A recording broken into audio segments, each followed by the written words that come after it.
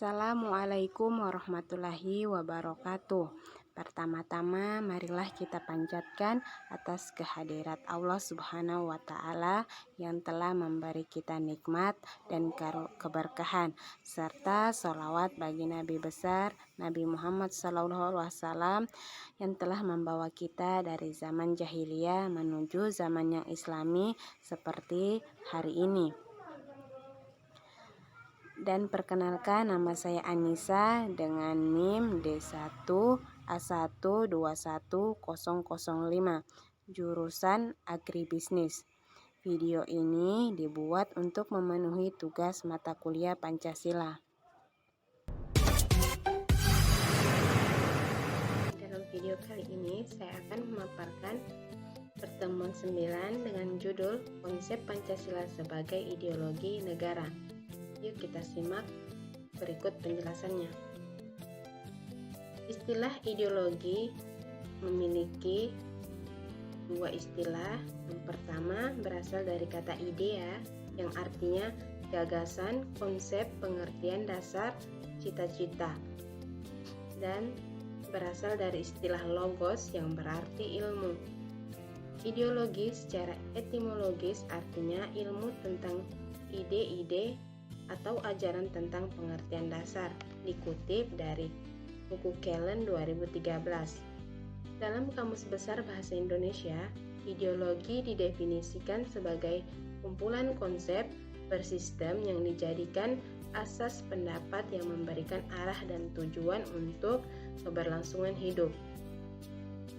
Ideologi juga diartikan sebagai cara berpikir seseorang atau suatu golongan. Ideologi dapat diartikan paham teori dan tujuan yang merupakan suatu program sosial politik. Dalam pengertian tersebut, kita dapat menangkap beberapa komponen penting dalam sebuah ideologi, yaitu sistem, arah, tujuan, cara berpikir, program sosial, dan politik.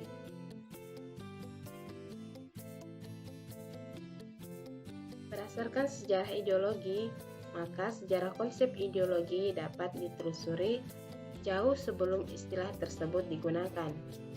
Destutt de Tracy pada penghujung abad ke-18, Tracy menyebut ideologi sebagai science of idea, yaitu suatu program yang diharapkan dapat membawa perubahan institut bagi masyarakat Prancis. Namun, Napoleon mengancam istilah ideologi yang dianggapnya suatu khayalan belaka yang tidak mempunyai arti praktis. Hal semacam itu hanya impian belaka yang tidak akan ditemukan dalam kenyataan. Dikutip dari Kellen 2003. Selain itu, Georges Laren menegaskan bahwa konsep ideologi erat hubungannya dengan perjuangan pembahasan borjuis dari belenggu feodal dan mencerminkan sikap pemikiran modern baru yang kritis.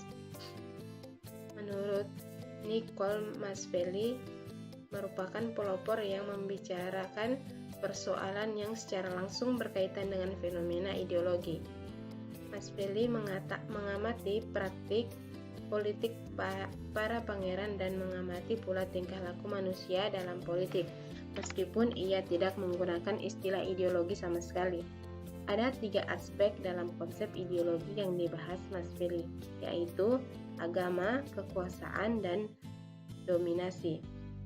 Ia melihat bahwa orang-orang sezamannya lebih dahulu memperoleh kebebasan. Hal tersebut lantaran perbedaan yang terletak dalam pendidikan yang didasarkan pada perbedaan konsepsi keagamaan.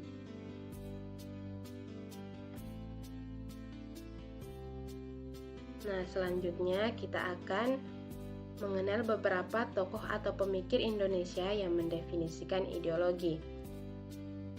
Yang pertama yaitu Sastra Peja. Tahun 2000, ia mengemukakan bahwa ideologi adalah seperangkat gagasan atau pemikiran yang berorientasi pada tindakan dan organisir menjadi suatu sistem yang teratur. Yang kedua, menurut Suharjanto, tahun 1991, ia mengemukakan bahwa ideologi adalah hasil refleksi manusia berkat kemampuannya menjaga jarak dengan dunia kehidupannya. Selanjutnya, menurut Rubianto tahun 1991, ideologi adalah sejumlah doktrin, kepercayaan, dan simbol-simbol sekelompok masyarakat atau suatu bangsa yang menjadi pegangan dan pedoman kerja atau perjuangan untuk mencapai tujuan masyarakat atau bangsa itu.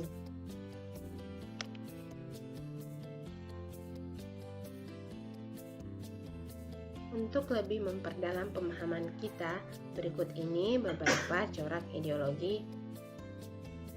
Yang pertama, seperangkat prinsip dasar sosial politik yang menjadi pegangan kehidupan sosial politik yang dikompilasikan dalam dokumen resmi negara. Yang kedua, suatu pandangan hidup yang merupakan cara menafsirkan realitas serta mengutamakan nilai tertentu yang mempengaruhi kehidupan sosial, politik, dan budaya. Yang ketiga, suatu model atau paradigma tentang perubahan sosial yang tidak dinyatakan sebagai ideologi, tetapi fungsinya sebagai ideologi, misalnya ideologi pembangunan. Yang keempat, berbagai aliran pemikiran yang menonjolkan nilai tertentu yang menjadi pedoman gerakan suatu kelompok. Dikutip dari Sastrapedia 2001.